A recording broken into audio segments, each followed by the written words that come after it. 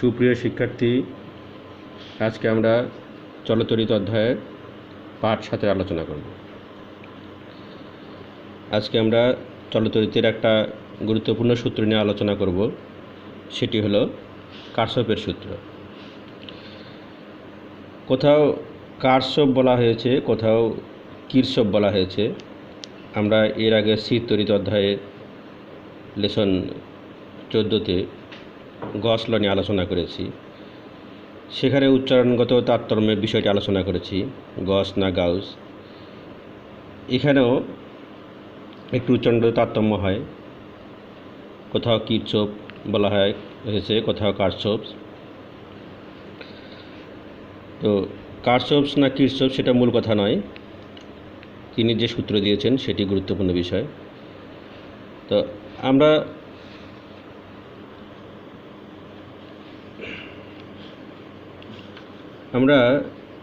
সচরাচর যে শব্দগুলো উচ্চারণ করি, যেরকম বার্ড, থার্ড, ফার্স্ট, এই স্পেলিং অনুযায়ী আমরা এটা কারশফ বলতে পারি।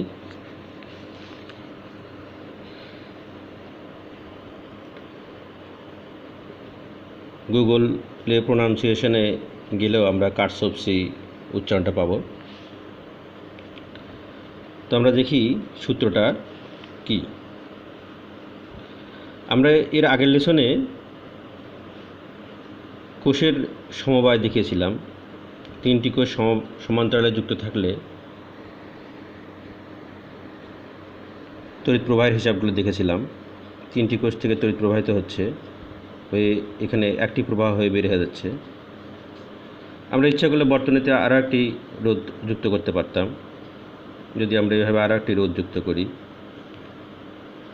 তাহলে এই দিক দিয়েও কারেন্টের একটি অংশ আসতো। তাহলে দেখতে পাচ্ছি 3টি কারেন্ট আসছে, এসে বিন্দুতে মিলিত হচ্ছে এবং 2টি পথে তড়িৎ প্রবাহ মাত্রা বের হয়ে যাচ্ছে। আমরা শুধু সংযোগ বিন্দুতে তড়িৎ প্রবাহ মাত্রাটা দেখাই এভাবে।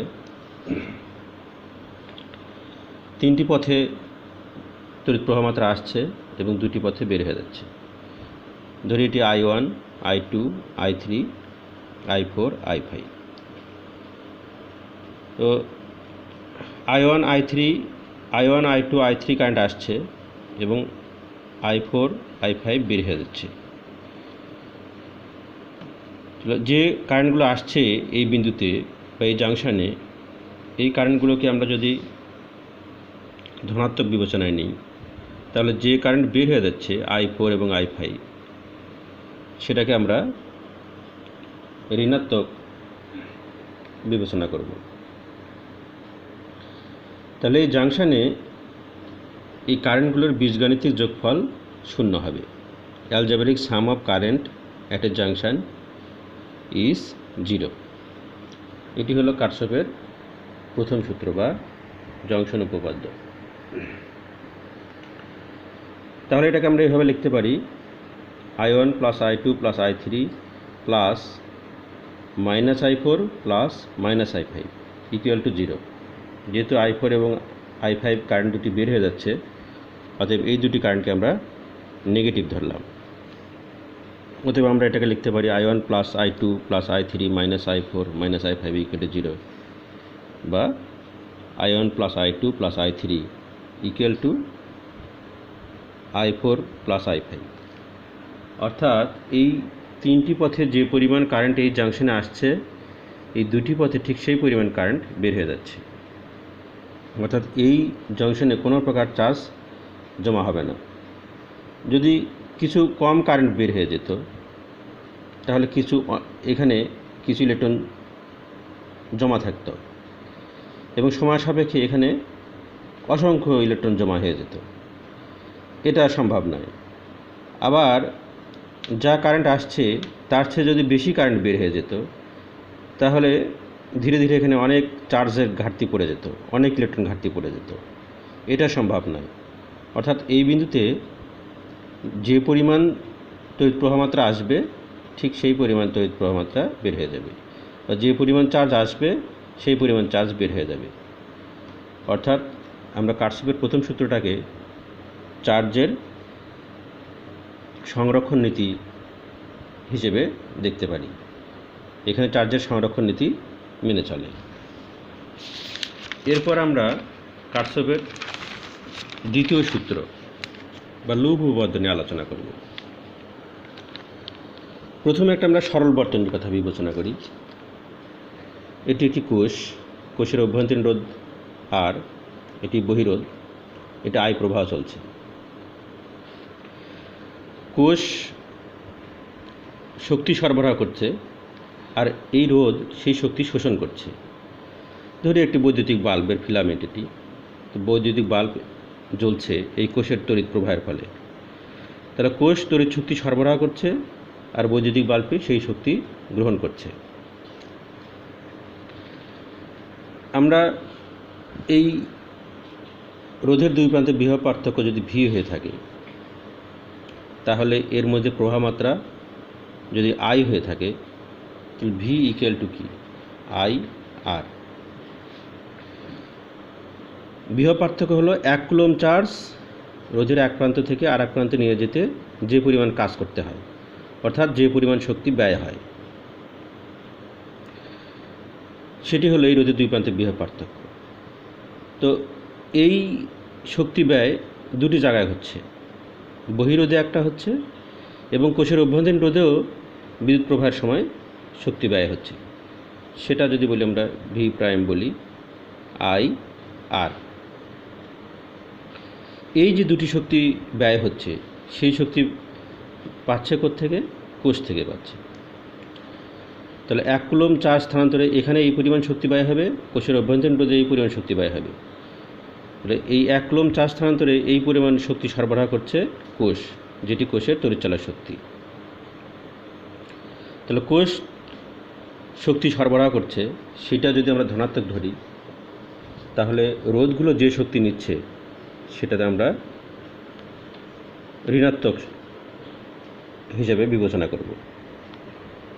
তাহলে একটা কোষ সমেত সমস্ত বর্তনীতে যদি ঘুরে আসি, অর্থাৎ একটা লুপ যদি আমরা পরিভ্রমণ করে ঠিক আগের জায়গায় আসি, যে সকল ভোল্টেজের সম্মুখীন হব তাদের বীজগণিতিক যোগফল 0। অর্থাৎ আমরা একটা কোষের ভোল্টেজ পার হয়ে গেছি, এই রোধের ভোল্টেজ পার হয়েছি, কোষের অভ্যন্তরের রোধে একটা ভোল্টেজ পার হয়েছি, এই ভোল্টেজগুলোর বীজগাণিতিক যোগফল 0। তাহলে আমরা কোষের ভোল্টেজ যদি ধনাত্মক ধরি, রোধের দুই প্রান্তের ভোল্টেজ আমরা ঋণাত্মক ধরব, কারণ কোষ দিচ্ছে, রোধ নিচ্ছে। বিপরীত ক্রমে ধরতে পারি, কোষ যদি দিচ্ছে এটা যদি ঋণাত্মক ধরি, তাহলে রোধ এর নিচ্ছে এটা ধনাত্মক ধরতে পারি আমরা। তাহলে কারশফের লুপ উপপাদ্য অনুসারে আমরা যদি কোষ থেকে ঘুরে আবার কোষে ফেরত আসি একটা সম্পূর্ণ লুপে, তাহলে ব্যাটারির ভোল্টেজ পজিটিভ, রোধের ভোল্টেজ নেগেটিভ, আর একটা অভ্যন্তরীণ রোধের ভোল্টেজ নেগেটিভ, এইগুলোর বীজগণিতের যোগফল 0। অর্থাৎ E minus IR equal to 0 বা E equal to IR plus IR. I common গেল, অর্থাৎ I equal to E divide by R plus R. এটি ওমের সূত্রেরই রূপ, এর কারশফ সূত্রে আসার প্রয়োজন নেই। এখানে প্রবাহ মাত্রা আমরা বের করতে গেলে ওমের সূত্রেই আমরা ব্যবহার করতে পারি। যেমন এই রোধের দুই প্রান্তে যদি ভোল্টেজ আমরা ভোল্ট মিটার দিয়ে মাপি, তাহলে ভি ইকুয়াল টু আই আর বা আই সমান ভি বাই আর। এখানে আমরা রোধের দুই প্রান্তের ভোল্টেজ না নিয়ে কোষের ভোল্টেজ নিয়েছি, সেজন্য বহিরোধের সাথে কোষের অভ্যন্তরীণ রোধটা যুক্ত করেছি। তাহলে এটা আমরা ওমের সূত্রের মাধ্যমেই এখানে তড়িৎ প্রবাহ মাত্রা হিসাব করি। এরকম সরল বর্তনীর ক্ষেত্রে কারশফের লুপ উপপাদ্য প্রয়োগ করার প্রয়োজন হয় না। আর একটা বর্তনী দেখি, এখানে 3টি রোধ পরপর যুক্ত আছে। তাহলে একইভাবে এই রোধগুলো ভোল্টেজ নিচ্ছে আর কোষ ভোল্টেজ সরবরাহ করছে। তাহলে কোষের ভোল্টেজ যদি ধনাত্মক ধরি তাহলে এই রোধগুলোর দুই প্রান্তের ভোল্টেজ ঋণাত্মক ধরবো আমরা। তাহলে এই কোষ থেকে ঘুরে সম্পূর্ণ বর্তনী ঘুরে আবার যদি কোষে আসি, অর্থাৎ একটা সম্পূর্ণ লুপ যদি পরিভ্রমণ করে আসি, তাহলে যে সকল ভোল্টেজের সম্মুখীন হব আমরা সেই ভোল্টেজগুলোর বীজগণিতিক যোগফল 0,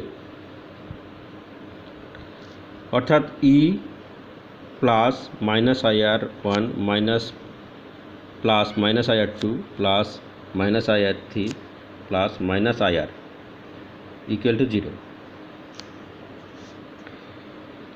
এখানে আমরা সরলীকরণ করে পাবো E equal to IR1 plus IR2 plus IR3 plus IR।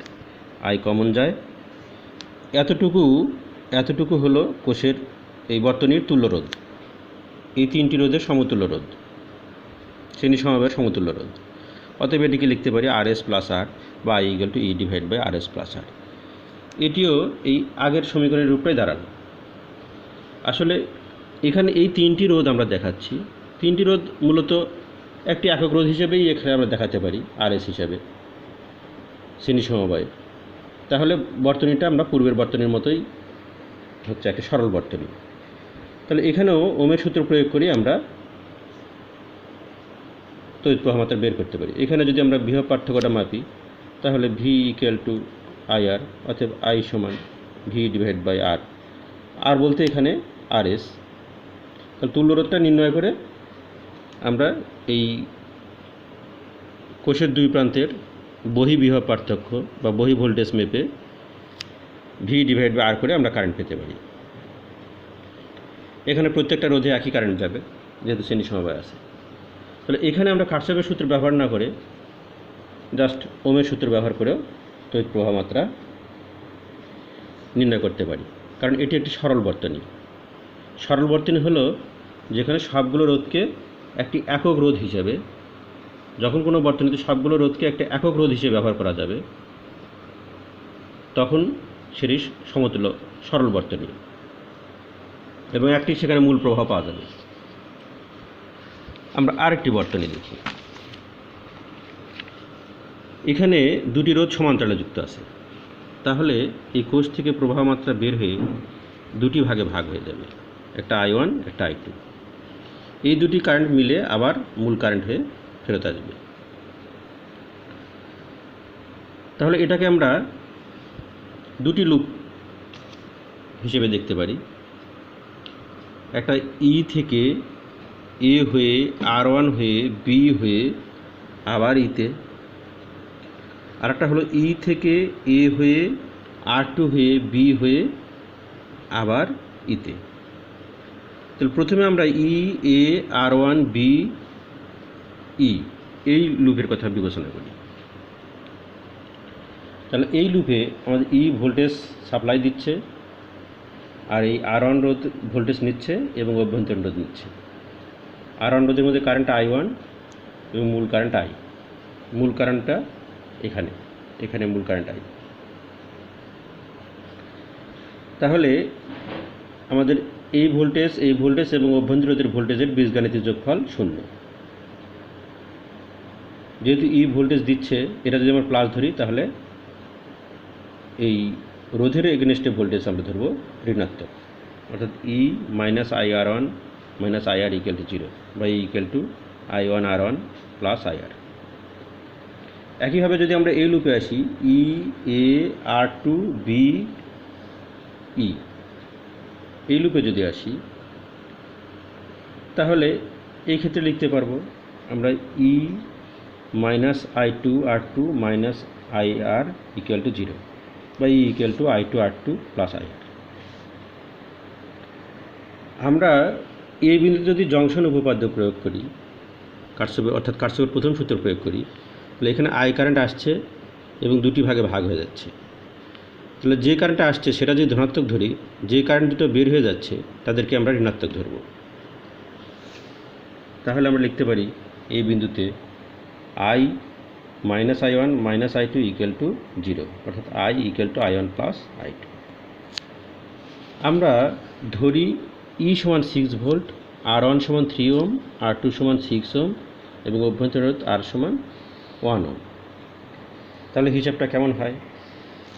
আমরা এই 1 নম্বর সমীকরণে E সমান 6 ভোল্ট ধরলাম, R1 সমান 3 ওম, অভ্যন্তরে আরও 1 ওম। এই মানগুলো যদি বসিয়ে দিই, এখানে 6, এখানে 3, এখানে 1, তাহলে কি 6 = 3I1 প্লাস I। একইভাবে দ্বিতীয় সমীকরণে E সমান 6, R2 সমান 6 এবং অভ্যন্তরীণ রোধ 1, তাহলে কি দাঁড়াবে? 6 = 6I2 প্লাস I। এটা 5 নম্বর সমীকরণ। এই দুটি সমীকরণকে যদি আমরা বিয়োগ করি, +6 - 6 ক্যান্সেল, +I - I ক্যান্সেল, তাহলে 3I1 - 6I2 = 0, অর্থাৎ 3I1 = 6I2, বা I1 সমান 6/3I2 বা 2I2। এই I1 এখন যদি আমি 3 নম্বর সমীকরণে বসাই, I1 সমান পেলাম 2I2, তাহলে I = 2I2 প্লাস I2। 3 হতে আমরা I সমান 2I2 প্লাস I2 = 3I2। এই 3I2 এই মানটা যদি এখন আমি 4 নম্বর সমীকরণে বসিয়ে দিই, I সমান 3I2 পেলাম, তাহলে 6 এই সমীকরণটা আমরা লিখছি, I সমান 3I2 পেলাম, তাহলে এই সমীকরণে যদি আমি I এর ভ্যালুটা বসিয়ে দিই, তাহলে 6 = I1 এর ভ্যালু পেলাম আমরা 2I2 এবং I পেলাম 3I2, তাহলে এখান থেকে 6I2 প্লাস 3I2 = 9I2, অর্থাৎ I2 = 6/9 বা 2/3 অ্যাম্পিয়ার। তাহলে আমরা I2 পেয়ে গেলাম। এখন 6 নম্বর সমীকরণে I2 মানটা যদি বসিয়ে দিই, তাহলে I1 পেয়ে যাব। I2 পেয়ে 6 নম্বর সমীকরণে বসিয়ে দিই, I1 সমান ছিল হচ্ছে 2I2, I2 মান 2/3 অ্যাম্পিয়ার, তাহলে 4/3 অ্যাম্পিয়ার। এখন 3 নম্বর সমীকরণে I = I1 প্লাস I2, এই দুটিও যদি বসিয়ে দিই 3 হতে, এটি I1 এর মান, এটি I2 এর মান, যোগ করলে 2 অ্যাম্পিয়ার। আমরা এই সার্কিটেও কারশফ সূত্র প্রয়োগ না করে ওহমের সূত্র প্রয়োগ করতে পারি, কারণ এই দুটি রোধকে আমরা সমতুল্য করে নিতে পারি। এই দুটি রোধের সমতুল্য রোধ RP না RP, আরও লিখতে পারি। এই R1 ও R2 এর সমতুল্য যদি R হয়, তাহলে 1/R = 1/R1 plus 1/R2, 1/3 plus 1/6, 3/6, অর্থাৎ R = 2 ওম। তার মানে এখানে 2 ওম। তাহলে ঠিক একটা সরল বর্তনী, এর আগে যেটা দেখালাম সেরকম। তাহলে এইরকম একটা বর্তনীর প্রভাবমাত্রা আমরা যদি I বলি, তাহলে I সমান E/R প্লাস R। এর মান 6 ভোল্ট আমরা ধরে নিয়েছিলাম। এই তুল্য রোধ পেলাম হচ্ছে, এই সার্কিটের বহিরোধ পেলাম হচ্ছে 2 ওম, অভ্যন্তরীণ রোধ 1, তাহলে এখান থেকে কী আসে? 2 অ্যাম্পিয়ার। তাহলে কারশফ সূত্রে আমরা পেয়েছিলাম I সমান 2 অ্যাম্পিয়ার, তাহলে এই বর্তনী থেকে সরল রূপ করে নিয়ে পেলাম 2 অ্যাম্পিয়ার। ঠিক একইভাবে এই বহিরোধের দুই প্রান্তে A ও B বিন্দুর বিভব পার্থক্য, অর্থাৎ এই তুল্য রোধের দুই প্রান্তের বিভব পার্থক্য V সমান কারেন্ট গুণ রোধ। এই দুটি রোধের মধ্যে দিয়ে মোট কারেন্ট হচ্ছে I, তাহলে এই দুটির তুল্য রোধ হচ্ছে R, অতএব এদের দুই প্রান্তের বিভব পার্থক্য V = IR। I পেলাম 2 অ্যাম্পিয়ার, তুল্য রোধ R 2 ওম, তাহলে 4 ভোল্ট। তাহলে A ও B এর দুই প্রান্তের বিভব পার্থক্য 4 ভোল্ট। তাহলে R1 এর দুই প্রান্তের বিভব পার্থক্য 4 ভোল্ট, R2 এর দুই প্রান্তের বিভব পার্থক্য 4 ভোল্ট। তাহলে শুধু যদি R1 এর হিসাবটা করি আমরা, তার মানে V = I1 R1, I1 = V/R1, V = 4 পেলাম, আর R1 ধরে নিয়েছিলাম 3, অর্থাৎ I1 সমান 4/3 অ্যাম্পিয়ার। একটু আগে আমরা পেয়েছিলাম I1 সমান 4/3 অ্যাম্পিয়ার। আবার R2 দুই প্রান্তের বিভব পার্থক্য কী? R2 রোধ গুণ কারেন্ট করলে দুই প্রান্তের বিভব পার্থক্য পাবো, সেটা তুল্য করে যে বিভব পার্থক্য হয়েছে সেটাই হবে।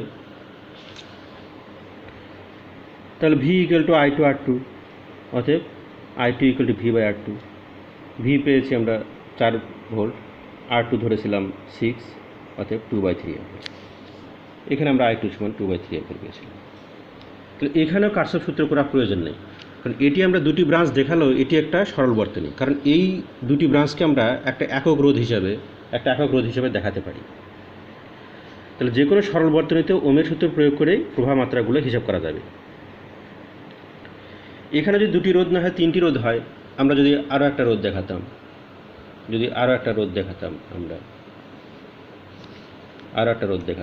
এখানে, তাহলে একই কথা R3, এটা যদি R3 হতো, তাহলে একইভাবে হিসাব করতাম। তখন 3টি লুপে হিসাব করতাম, একটি লুপ, দুটি লুপ, ই থেকে R1 হয়ে একটি লুপ, ই থেকে R2 হয়ে একটি লুপ, ই থেকে R3 হয়ে আরেকটি লুপ।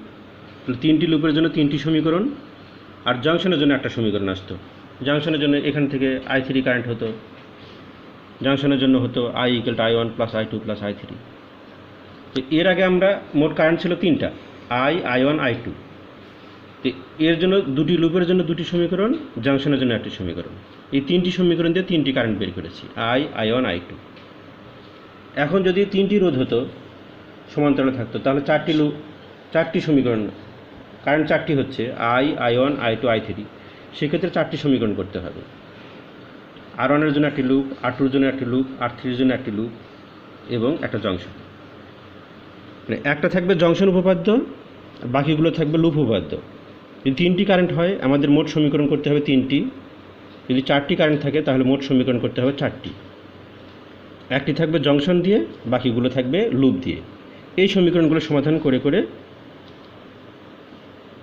প্রত্যেকটি কারেন্টের মান বের করা যাবে। তবে যদি এই রোধগুলো যদি সমতুল্য করা যায়, এই 3টি রোধেরও সমান্তরাল সমবায় তুল্য রোধ করা যাবে, সেক্ষেত্রে ওমের সূত্র দিয়েই প্রবাহ মাত্রা হিসাব করা যাবে। কিন্তু আমরা এই বর্তনীটির কথা বিবেচনা করি। এখানে 3টি রোধ আছে, 2টি কোষ যুক্ত আছে, E1 কোষ, E2 কোষ। E1 থেকে এইভাবে একটা R1 রোধ যুক্ত আছে, এখান থেকে একটা R2 রোধ যুক্ত আছে, এইভাবে একটা R3 রোধ যুক্ত আছে। এইবার এই 3টি কোষকে আমরা সমান্তরাল বা শ্রেণীভাবে সমতুল্য করতে পারবো না, কারণ এই কোষটি যদি না থাকতো, তাহলে শুধু এই কোষটি যদি থাকতো, তাহলে এই দুটি সমান্তরাল হয়ে এর সাথে শ্রেণী হতো। কিংবা এই কোষটি যদি না থাকতো, তাহলে এই দুটি সমান্তরাল হয়ে এর সাথে শ্রেণী হতো। কিন্তু এখন কোনোটিই কারোর সাথে সমান্তরাল বা শ্রেণী নয়। কাজে এই 3টি রোধকে একক রোধ হিসাবে দেখানো যাবে না, অতএব এটি সরল বর্তনী নয়। এখানে কারশফের সূত্রই প্রয়োগ করতে হবে। এখানে কারেন্ট আমার 3টা, I1 I2 I3, অতএব আমাকে 3টি সমীকরণ আনতে হবে। 2টি লুপের মাধ্যমে আনব এবং একটি জংশনে আনব। আমরা প্রথমে A B C D A এই লুপ যদি বিবেচনা করি, A B C D A লুপে, এই পথে ঘুরছি এই লুপে, তাহলে আমরা দেখি ভোল্টেজগুলোর বীজগণিতিক যোগফল 0 একটা সম্পূর্ণ লুপের জন্য। এ থেকে বিতে আসলে আমি একটা ভোল্টেজ পার হলাম E1, ভোল্টেজ দিচ্ছে তাই পজিটিভ ধরলাম, আর R1 রোধগুলো নিচ্ছে। তাহলে এখানে ভোল্টেজটা মাইনাস I1 R1, এখানে মাইনাস I3 R3। এটাকে আমরা অন্য একটা নিয়মেও আমরা বর্ণনা করতে পারি। আমরা যখন একটা লুপ পরিভ্রমণ করব, যদি কোষের নেগেটিভ প্রান্ত থেকে পজিটিভ প্রান্তে পার হই, তাহলে কোষের ভোল্টেজ ধরব পজিটিভ, এবং কারেন্টের দিকে যদি কোনো রোধ পার হই, তাহলে সেই রোধের ভোল্টেজ ধরব নেগেটিভ। ঠিক উল্টোটাও ধরা যেতে পারে। কোষের নেগেটিভ প্রান্ত থেকে পজিটিভ প্রান্তে গেলে আমরা যদি কোষের ভোল্টেজ ধরি পজিটিভ, তাহলে কারেন্টের দিকে, সেই ক্ষেত্রে কারেন্টের দিকে রোধের ভোল্টেজ ধরব পজিটিভ। যে কোনো একটি রুল মনে রাখতে হবে। আমরা এখানে প্রথমটি ধরলাম, কোষের নেগেটিভ প্রান্ত থেকে পজিটিভ প্রান্তে পাই। এ থেকে যখন বিতে গেলাম, কোষের নেগেটিভ প্রান্ত থেকে পজিটিভ প্রান্তে গেলাম, তখন আমরা কোষের ভোল্টেজ ধরবো পজিটিভ আর কারেন্টের দিকে ভোল্টেজ নেগেটিভ। তাহলে এটি R1 এর কারেন্টের দিকে, R3 কারেন্টের দিকে, তাহলে E1 equal to minus I1 R1 minus I3 R3। তাহলে এটিকে এভাবে লেখা যায়। আমরা যদি বিপরীত ক্রমে লিখতাম, এটা যদি মাইনাস লিখতাম আর এই দুটো যদি প্লাস লিখতাম, একই বিষয়ে আসতো। ঠিক একইভাবে আমরা যদি A F E D A এই লুপে যদি আসি, তাহলে এ থেকে এফে গেলাম, কোষের নেগেটিভ থেকে পজিটিভ দিয়ে গেলাম, তাহলে এই ভোল্টেজ পজিটিভ, এটা কারেন্টের দিকে আর পার হলাম নেগেটিভ, কারেন্টের দিকে আর পার হচ্ছি নেগেটিভ। অতএব E2 equal to minus I2 R2 minus I3 equal to 0। এটাকে এভাবে লিখতে পারি। তাহলে দুটি লুপের মাধ্যমে হলো আর একটি জাংশনের মাধ্যমে। এখানে I1 কারেন্টটি এখানে আসছে, I2 কারেন্টটি এখানে আসছে, I3 কারেন্ট এতে যাচ্ছে। তাহলে এটা I1 কারেন্ট, এটা I2 কারেন্ট, I1 I2 আসছে, I3 বের হয়ে যাচ্ছে। তাহলে I1 positive, I2 positive, I3 negative equal to 0। তো এই তিনটে সমীকরণ সমাধান করে আগের মতো করে আমরা তিনটি কারেন্ট বের করতে পারি। এখানে আমরা আর একটা লুপ নিতে পারি।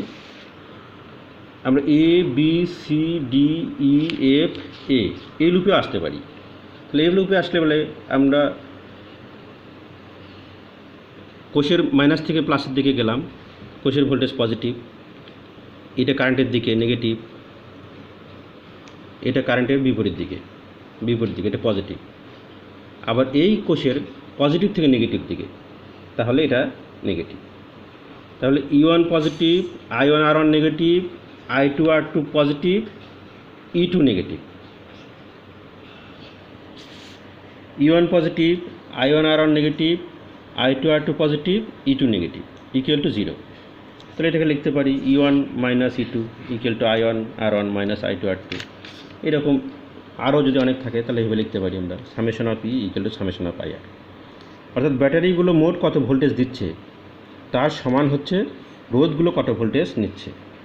তাহলে ব্যাটারি কত শক্তি সরবরাহ করছে, তাহলে সেই সমান হচ্ছে রোধগুলো সেই সমপরিমাণ শক্তি নিচ্ছে।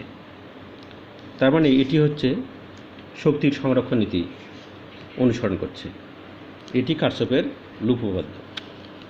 এইরকম জটিল বর্তনীর ক্ষেত্রে আমাদের কারশফের সূত্র প্রয়োগ করেই তড়িৎ প্রবাহ মাত্রা বের করতে হবে।